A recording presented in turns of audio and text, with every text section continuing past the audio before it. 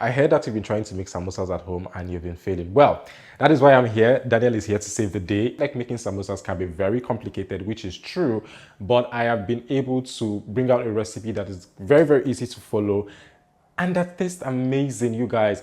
If you want to launch your small shop business, this is the recipe for you. All you have to do is double the amount of like ingredients and boom, your business is actually launched. If you're like me and you love making things at home from scratch just to enjoy with your friends, families and all of that, this is the recipe for you. Easy homemade samosas that you will absolutely love. But before we start, if you're not subscribed, YouTube tells me that over 70% of you who watch my videos are not subscribed. Please click on the subscribe button. It is free. You don't have to pay anything. Click on the like button, click on the share button, leave a comment letting me know what you think. And every ingredient that I have used in this video, they are going to be listed in the description box, so please check it out.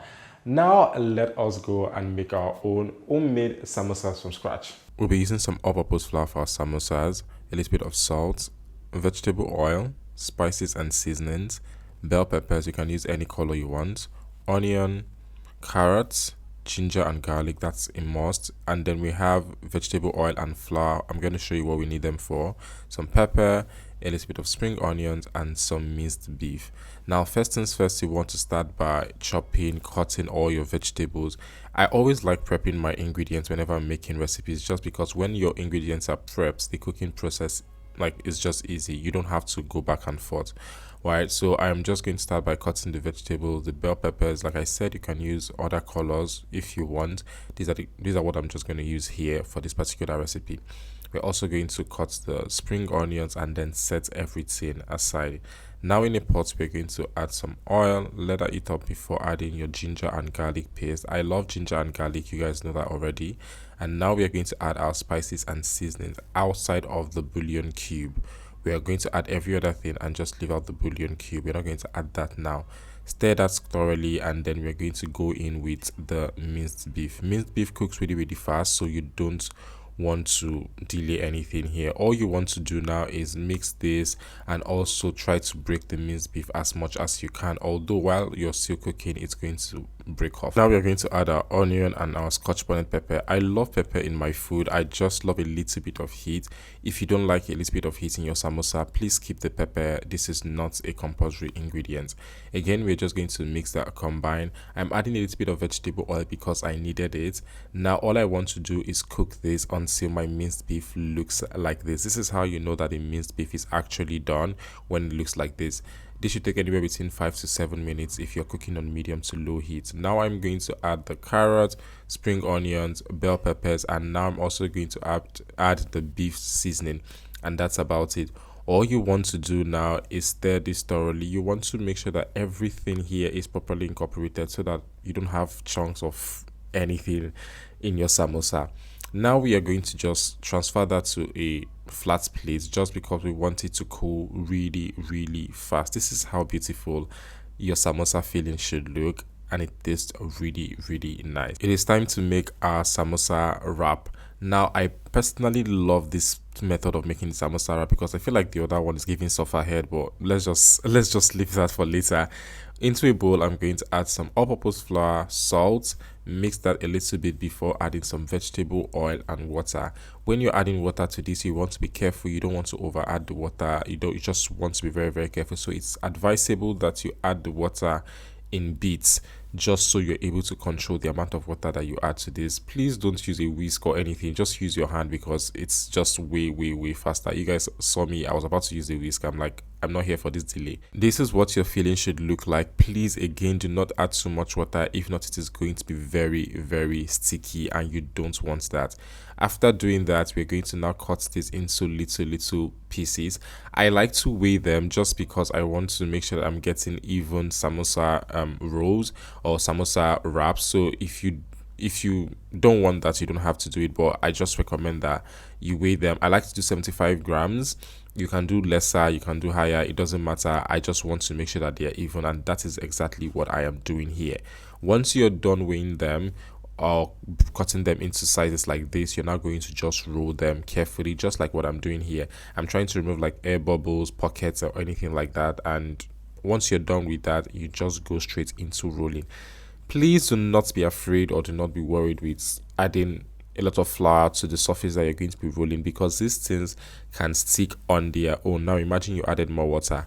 You want to add as much flour as possible or as you can to make sure that your samosa wrap does not stick to the surface. It's just going to make your work really easy, right?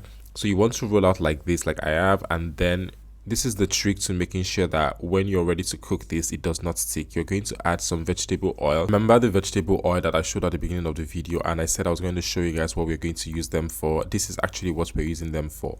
Once you finish rolling out your samosa wrap, you're going to add a little bit of vegetable oil on it and then go in with a little bit of flour. This is to make sure that it does not stick, because if you just put them on top of each other like that, they are definitely going to stick and become one, which of course means that you cannot use the samosa wrap. So this is what we are going to do, and I like to do them in threes. You don't have to do exactly what I'm doing here. Some people can make up to 5, some people can make up to 10, but I just like, you guys know me already, the easy life is what I've chosen here. So I'm going to repeat the same process for all 3 of them, and once I am done with that, I am now going to start rolling this. Again, I'm rolling this just because I want to make sure that they are all even at this point, and I don't have a problem with rolling it out because we've added the flour and the vegetable oil mixture. Right now you want to have your pan on heat. The trick for this is to make sure that before you add the samosa wrap, your pan should be on low heat, or your fire should be on low heat, and immediately you add the samosa wrap, you should now take it up to medium heat. This is how I always make mine, and I recommend that you do the same thing, because you also don't want your samosa wrap being inside the pot for like ages. You don't want that. After a couple minutes, anywhere between 1 to 3 minutes, you should be able to remove your samosa wraps just like this. It is not hard at all. And once you remove them, you just want to put them in a place that is not like drying, because you don't want them to dry out. If not, when you're making your samosas, they are going to break. This is what our samosa wraps look like. I like that they are also thick. I don't like those very light, I don't like them, those very light samosa wraps. I like when my samosa wraps are like this. Now once you're done with that, you can see that some of them don't look even. Actually, what I'm trying to do now is to arrange them carefully, and then I'm going to cut them to make them even. All you want to do is just follow what I'm doing here. Get like 3 or 4 or 5, as much as you want, and then get a round plate like this and just go through it. And this is going to make sure that all your samosa wraps are legit the same size or about the same size. Once you're done with that, you'll now gather everything together and then cut them evenly. It is very important that these things are even. While we're here, you guys, in case it's the first time you're hearing my voice, or in case it's the first time that you're coming across a video from my channel, hi everyone, my name is Daniel. I am a digital content creator and YouTuber based in Lagos, Nigeria. I share recipe videos like this every week, every Wednesdays and Saturdays at 6 p.m. You are definitely going to get a recipe video from me, and every day on my shorts I post recipe videos too. So if you subscribe to my channel, you are never going to lack quality content, because YouTube tells me that over 70% of people will watch my videos and not subscribed. Please click on the subscribe button. It is free.